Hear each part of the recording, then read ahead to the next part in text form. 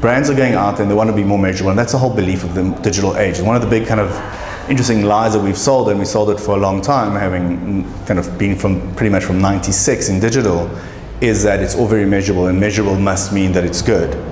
But the truth is, often we don't know what we're measuring, and we're not necessarily measuring things which help the business move forward. So like a brief history lesson, because it's nice to go back in time. Like when we started selling how measurable digital was, we started out by selling hits. Now hits meant anything that was brought up by your page. It really wasn't very effective. No one really cared about it, but it seemed like a really measurable thing at the time. We then went on to like this whole concept of like time on site, which was great, but everyone had 9600 modems. So you're going to spend a hell of a lot of time on site because, you know, what else are you going to do? You're waiting for the page to load. And then we moved on to things like page views, which was nice, but it depended on how many pages you have. And we created all these metrics which we could really manage ourselves to tell ourselves whether we're doing well or not well. I mean, that's kind of really evolved now into unique browsers, which seems a little bit better, but it's still not a user, because a user could still use multiple browsers to get in there. There's still lots of robots. There's lots of technologies which continue to spoof these numbers. But somehow we keep on coming back to these metrics and say that they're really relevant and really helping the business, versus kind of looking at metrics which hopefully are far more relevant, things like sales or real research which sits outside this realm. And what's interesting is that because we kind of gamify it, right? It's like a weird thing. You know, we're all about gamification, but the reality is we've also gamified ourselves a lot. So we keep on trying to get a higher score. You know, and we're chasing this high score. We're not really knowing whether this high score is actually helping us win the game or what game we're even playing. And that's kind of always makes it fun. And like, you know, for me, social media is one of these interesting ones as well. We get all these highly self kind of managing metrics like likes, you know, and those kind of things, which are great, but what do they really mean? I mean, what does a page like really mean?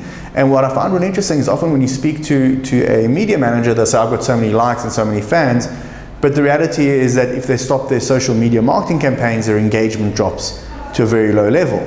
And no one really understands why that is, and no one knows whether a 1% or 2% engagement level is really good, or even what an engagement level really means. What did it actually mean that you got a 1 or 2% engagement level? So all these things really make a big difference. I mean, we tell people, I've got a community of 250,000 people, I can speak to them at any time, and it sounds amazing, but the reality is you can't, because Facebook has an algorithm called EdgeRank, and EdgeRank means that you'll never get more than probably about 2 or 3% of your audience seeing your message. So you've got an audience of 250,000 people, that maybe 7,000 of them will ever see anything you say. Probably advertising is a better bet than social media marketing. It's those kind of things that have become really interesting, and where we create these metrics and numbers that mean nothing, other than create vanity for us. So when we come in at the end of the day or end of the month saying to our client, oh, we've done really well, you can show them a whole lot of stats that point towards, you know, some direction, up, normally up to the right. I've never seen stats that go down. They always seem to go up and to the right.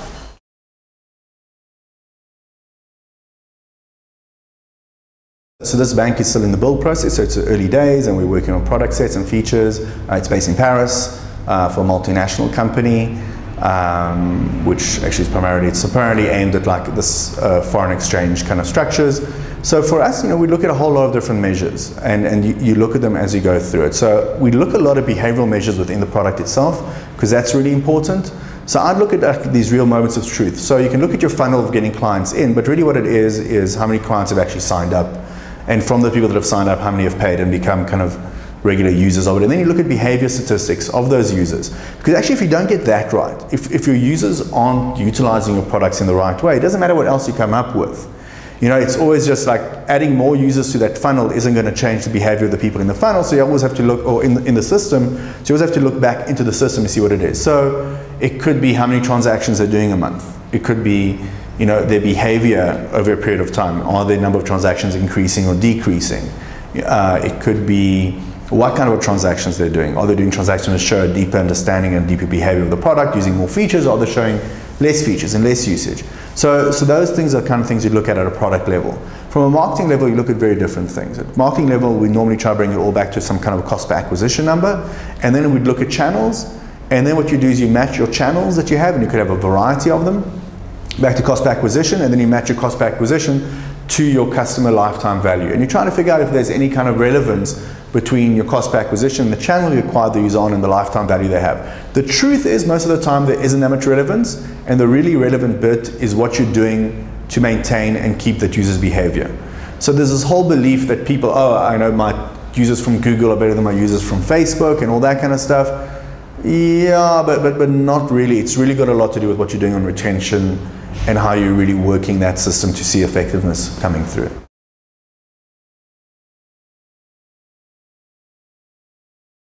Marketing definitely introduce customers, and that's its core focus, introduce more customers to the funnel. And there'll be some better quality customers, some worse quality customers, but that will all come out in the cost per acquisition. So you'll see who converts and who doesn't. And beyond that, it's hard for marketing to be responsible for much more.